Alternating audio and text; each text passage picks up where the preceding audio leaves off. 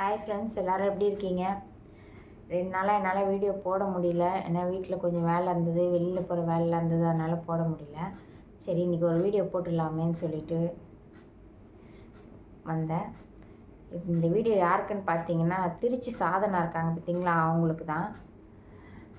சாதனாக்கா, நீங்கள் என்னை விட வயசில் பெரியவங்க தான்.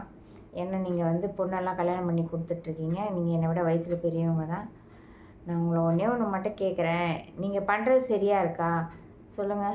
இந்த மாதிரி அதாவது உங்கள் ஹஸ்பண்டை விட்டு வந்து வேறு ஒரு ஊரில் தங்கி, அதே மாதிரி நிறைய ஜென்ஸுங்க கூடலாம் சேர்ந்து வீடியோ போட்டுக்கின்னு, அவங்க கூட சேர்ந்து சாப்பிட்டுக்கின்னு, அவங்க கூட சேர்ந்து ரீல்ஸ் எல்லாம் பண்ணுறீங்களே, இதெல்லாம் பார்த்தா அவர் மனசு எவ்வளோ கஷ்டப்படும். இன்னொரு விஷயம் என்னென்னா, இதெல்லாம் உங்களுக்கு சரின்னு படுதா? இதனால் உங்கள் பொண்ணு வாழ்க்கை பாதிக்காதா? நீங்களே யோசிச்சு பாருங்கள். உங்கள் மரும்புள்ள உங்களை என்ன நினைப்பார்? ரொம்ப கேவலமாக நினைக்க மாட்டாங்க? உங்கள் மரும்புள்ளையை பார்க்குறவங்களாம் என்ன நினைப்பாங்க? கேவலமாக நினைக்க மாட்டாங்க? அவர் எங்கன்னா போனார்னா கூட உங்கள் மாமியார் இப்படி திரிகிறா அப்படி திரிகிறான்னு சொன்னாங்க. உங்கள் மரும்பிள்ளைக்கு அசிங்கமாக இருக்காது? அந்த கோவத்தை அவர் எடுத்துன்னு வந்து உங்கள் பொண்ணுக்கிட்ட காட்ட மாட்டார்? இதெல்லாம் உங்களுக்கு தெரியல. என்னை விட நீங்கள் வயசில் பெரியவங்க தான். உங்களுக்கு இதெல்லாம் தெரியாதா? உங்கள் சந்தோஷத்தை மட்டும்தான் நீங்களாம் பார்க்குறீங்க. ஆனால் உங்கள் குழந்தைங்க சந்தோஷம்லாம் உங்களுக்கு தேவையே இல்லைல்ல.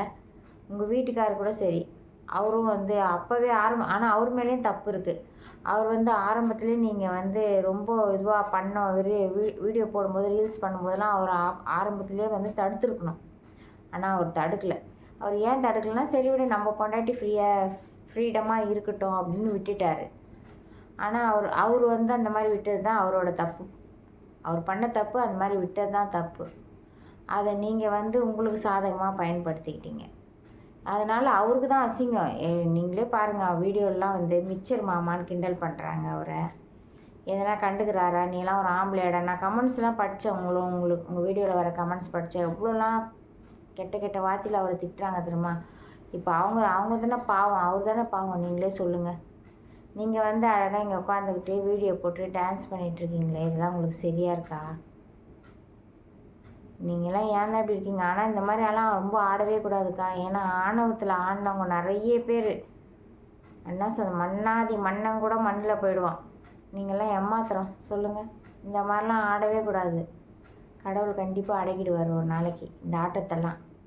அதனால் உங்களுக்கு குழந்த குட்டி கல்யாணம் பண்ணி கொடுத்துருக்கீங்க. இதுக்கப்புறம் உங்கள் பொண்ணு குழந்த பிறந்தனா அதை பார்த்துக்கினா அதுதானேக்கா சந்தோஷம். அப்படி இருந்துட்டு போங்க. எதுக்கு உங்களுக்கு இந்த கெட்ட பேர்? அதெல்லாம் எதனா ஒரு பிரச்சனையில் போய் மாட்டினீங்கன்னு நினச்சிக்கோங்க. அதனால் யாரெல்லாம் கஷ்டப்படுவாங்க? உங்கள் குடும்பம் தானே கஷ்டப்படும்.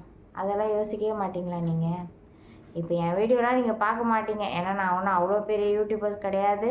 இன்னொரு விஷயம் என்னென்னா, பெரிய பெரிய யூடியூபர் வீடியோ போட்டால் கூட நீங்கள் பார்க்குற நிலமையில இல்லை. ஏன்னா நீங்கள் அவ்வளோ பெரிய பிஸின்றீங்க.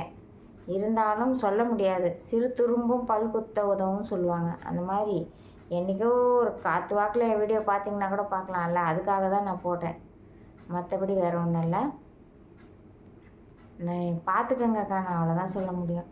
அழகான குடும்பம், அழகான பசங்க உங்களுக்கு கடவுள் கொடுத்துருக்காரு. அதை நீங்கள் தக்க வச்சுட்டு சந்தோஷமாக இருந்தீங்கன்னா உங்களுக்கு தான் நல்லது. இதெல்லாம் இந்த வாழ்க்கைலாம் உங்களுக்கு நிலச்சி இருக்காது. இதெல்லாம் சும்மா கொஞ்ச நாளைக்கு தான். கொஞ்ச நாள் என்ன சொல்கிறது, கொஞ்ச நாளைக்கு சந்தோஷமாக இருக்கலாம். கொஞ்ச நாளைக்கு நீங்கள் ஜாலியாக நினச்ச ட்ரெஸ்ஸு போட்டு நினச்ச மாதிரி ரீல்ஸ் போட்டுலாம் இருக்கலாம். ஆனால் எல்லா நாளும் இந்த வாழ்க்கை உங்களுக்கு நிலைக்காதுக்கா. அதே மாதிரி தான் புருஷனை பற்றி இன்னொரு ஆம்பளைக்கிட்ட சொல்லவே கூடாது. நீங்கள் என்னென்னா வீடியோ போட்டு ஊருக்கே சொல்கிறீங்க. வீடியோ போட்டு உங்கள் வீட்டுக்கார ஃபோன்லேயே அப்படி வீடியோலேயே அப்படி திட்டுறீங்க. பக்கத்தில் இருக்கிற ஜென்ஸுங்கெலாம் யார் உங்கள் மாமாவையா கேட்குற அப்படி இப்படின்றாங்க. அதெல்லாம் அவருக்கு தானேக்கா அசிங்கம். இந்த மாதிரி அசிங்கமாலாம் அவரை நீங்கள் படுத்திட்டு மறுபடியும் எப்படி நீங்கள் அவர் கூட போய் வாழ முடியும்? அவர் மூஞ்சி பார்த்து எப்படி உங்களால் பேச முடியும்? அதுவும் உங்களுக்கு தாய் மாமன்னு சொல்கிறீங்க. அந்த தாய் மாமன் நீங்கள் குழந்தையிலேருந்தே அவரை பார்த்துருப்பீங்க. அவரை போய் இந்த மாதிரி இன்னொரு ஆம்பளை எதிர்க்க போய் அசிங்கப்படுத்தலாமா? சொல்லுங்கள். நீங்கள் பண்ணுறதே சரியில்லைங்க. அவ்வளோதான் சொல்வேன். ஓகே ஃப்ரெண்ட்ஸ், உங்களுக்கு இந்த வீடியோ பிடிச்சிருந்தா லைக் பண்ணுங்கள், ஷேர் பண்ணுங்கள், கமெண்ட் பண்ணுங்கள். மறக்காமல் சப்ஸ்கிரைப் பண்ணிக்கோங்க. என் மனசில் இருக்கிறத நான் கேட்குறேன், அவ்வளோதான். இது யார் மனசையும் புண்படுத்தினாலும் எனக்கு அதை பற்றி கவலை இல்லை. ஓகே ஃப்ரெண்ட்ஸ், பாய்.